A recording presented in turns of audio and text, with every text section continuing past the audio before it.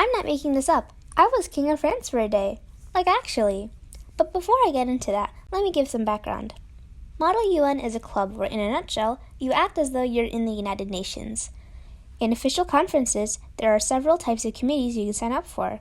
If I explain every type of committee, I'll have to draw a lot more frames, and most of this information won't be needed to understand the story, and I'm kind of lazy, so I'll skip to the important one.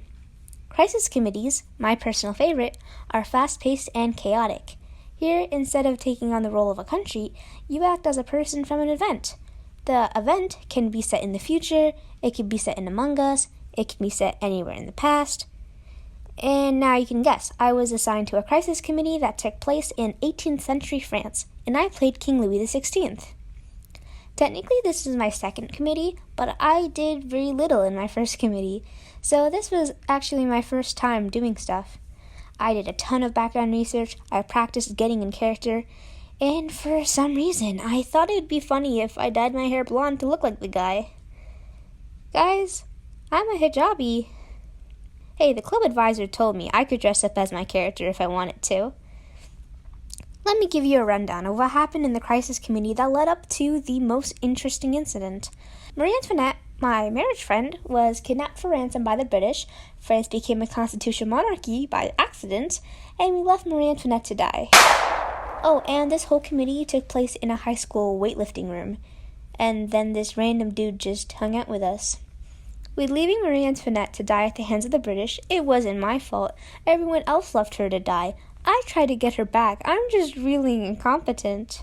Then, some servant had the gall to accuse me of cheating on Marie Antoinette with one of the kidnappers. Excuse me? Do I look like the type of girl to... Well, I'm acting as a guy, so... If I was a guy, I wouldn't do that. I promise. I was handcuffed to a chair in the middle of the room. It was dark. Everyone stood or sat in a ring around me, suffocating me with their hateful glares. Fine, the lights were on and I wasn't handcuffed. It was not that serious. But it felt like it. This guy, let's call him Arav. Everyone knows like 4 Aravs. He was a servant who accused me of the crime. I obviously didn't do it. I was like, this guy is probably bored or something. He's gotta be trolling us. And Arav here took it personally. He was like, how could you accuse me of lying? I am a man of Jesus. Praise the Lord. I go to church every Sunday. No, every day. He was using all of the Christian buzzwords.